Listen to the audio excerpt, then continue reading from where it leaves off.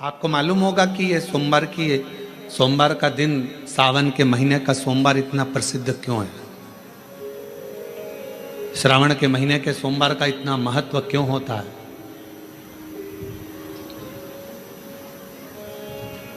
उसका एक कारण है, सावन के सोमवार का इतना महत्व क्यों है? सारे सोमवार होते हैं, सारे श्रावण सोमवार का दिन होता है, सारे सोमवार मान्य होते हैं, पर सावन के सोमवार की इतनी महत्वता क्यों है? किस लिए? और शायद हमको लगता है कि जितने भी आस्था चैनल पर कथा सुन रहे हैं, जितने फेसबुक यूट्यूब पर कथा सुन रहे हैं, जितने आपने अपने मोबाइल पर सोशल मीडिया में कथा सुन रहे हैं, हमारे को लगता है कि उनको भी नहीं मालूम होगा कि सावन के सोमवार की इतनी महत्वता क्यों है। किस लिए? सावन के सोमवार की महत्वता इसलिए है कि भगवान देवाधिदेव महादेव का विवाह ख्याति देवी लक्ष्मी जी से करना चाहती थी, पर माता लक्ष्मी ने, भगवान शिव ने माता लक्ष्मी का चेहरा देखा, पढ़ लिया कि ये तो भगवान नारायण के स्नेह है, और भगवान नारायण लक्ष्मी जी से विवाह करना चाहते। और दोनों के विवाह की बात भगवान देवाधिदेव महादेव ने माता ख्याति देवी से कह दी कि इनका विवाह करो।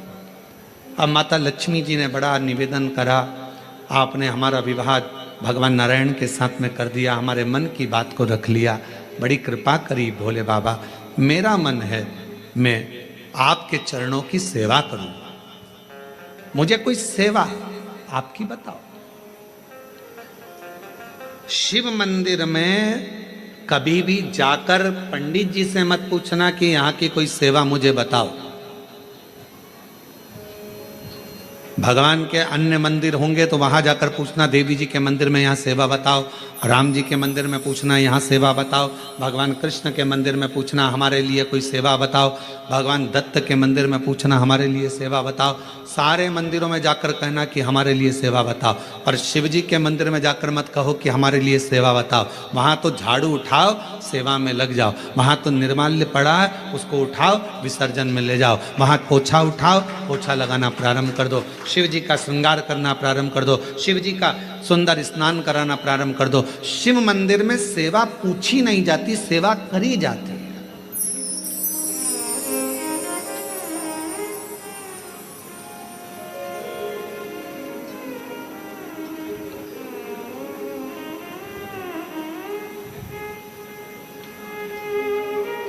वहां सेवा करना पड़ती है।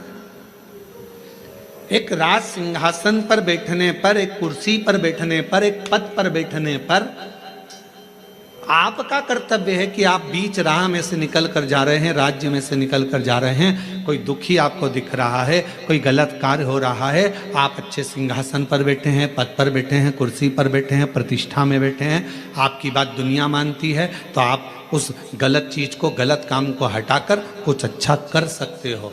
आपको करना है, आप सेवा के लिए तत्पर रहे। यहाँ चुनाव होते हैं, जम के तो बोलो, पार्षद बनते हैं, जम के बोलो, बनते हैं, अध्यक्ष बनते हैं, उपाध्यक्ष बनते हैं, सचिव बनते हैं, सारे पद दिए जाते हैं। एक विधायक का भी पद दिया जाता है, सांसद का भी पद दिया जाता है, अध्यक्ष का भी पद दिया जाता है, पार्षद का भी पद दिया जाता है, सरपंच का भी पद दिया जाता है, और ये पद केवल एक जगह पर नहीं, पूरी दुनिया में दिए जाते हैं। क्यों दिए जाते हैं? पार्षद जिस वार्ड का पार्षद होता है, जिस क्षेत्र का पार्षद होता है, उस क्षेत्र के पार्षद को, उस क्षेत्र के लोगों को बोलना ना पड़े कि पार्षद साहब हमारी ये नाली की प्रॉब्लम है, हमारी रोड की प्रॉब्लम है, हमारी ये प्रॉब्लम है।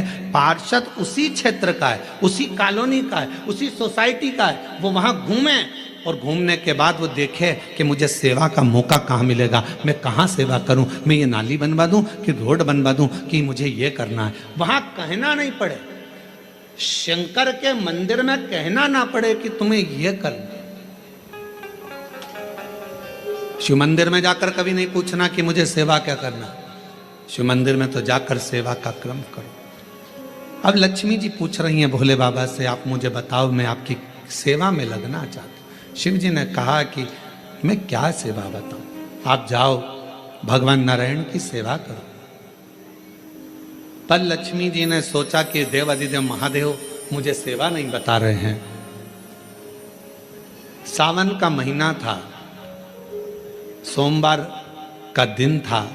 माता लक्ष्मी पूरे सावन के महीने में शिवालय में जाती, शंकर जी के कैलाश पर्वत पर जाकर खूब सेवा करती। खूब प्रथम सोमवारी निकल गई, द्वितीय सोमवारी निकल गई, तृतीय निकल गई, चतुर्थ आ गई। सोमवारियां निकलती चली गई। सावन का आखिरी सोमवार, देवाधिदेव महादेव प्रसन्न हो गए। लक्ष्मी को बुलाया, हे लक्ष्मी,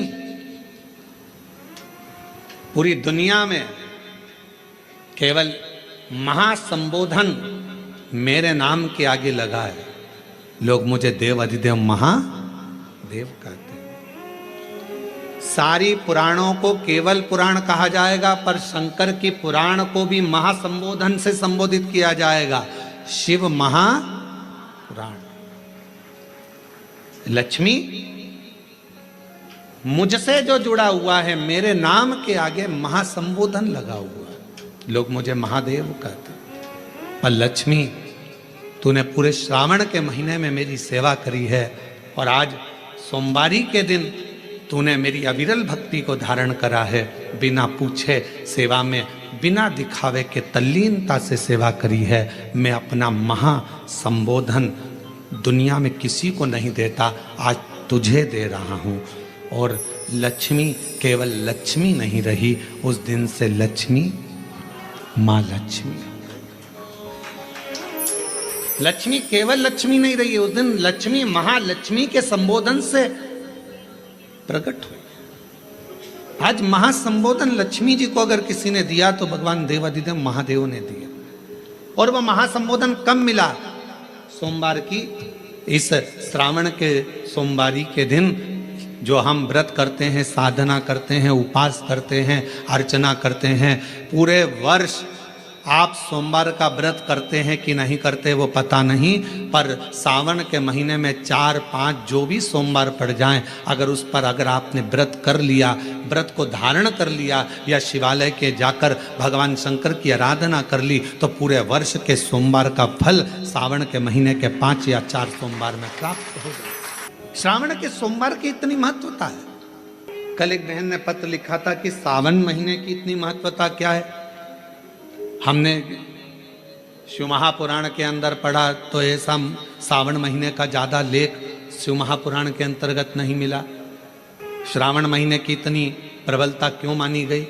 तो हमारा एक तो सोमवार का महत्व, सावन के सोमवार का महत्व क्या है, कोई आपसे पूछे तो आपको बताना चाहिए कि इस दिन लक्ष्मी को महालक्ष्मी कहा गया। शिव जी ने सफलता, कल वाला प्रश्न, शांति, दिशा और सफलता बिना मांगे मिलती है शिव के दरवाजे से। क्या क्या चीज? शांति, दिशा और सफलता। शिव के दरवाजे पर जाकर केवल आप सेवा करो, शिव के दरवाजे पर जाकर आप केवल जल अर्पित करो, शंकर जी की चौखट पर जाकर आप नमन करो, देवाधिदेव महादेव के शिवालय में जाकर प्रणाम करिए। भगवान शंकर की चौखट पर, द्वार पर अगर आप जा रहे हो, 3 चीजें आपको मांगना नहीं पड़ेगी। जैसे लक्ष्मी जी ने शिव जी से नहीं मांगा कि मुझे महासंबोधन दो, लक्ष्मी जी ने नहीं मांगा कि मुझे भगवान विष्णु दो, लक्ष्मी जी ने नहीं मांगा कि मुझे ये देना। लक्ष्मी जी तो शंकर भगवान की सेवा में लग गई, तो लक्ष्मी जी को 3 चीजें अपने आप मिल गई। एक शांति हृदय की, दूसरा दिशा, लक्ष्मी जी को कहाँ जाना है, और तीसरे नंबर पर सफलता। माता लक्ष्मी केवल लक्ष्मी नहीं रही, उनको महालक्ष्मी कहा गया। महालक्ष्मी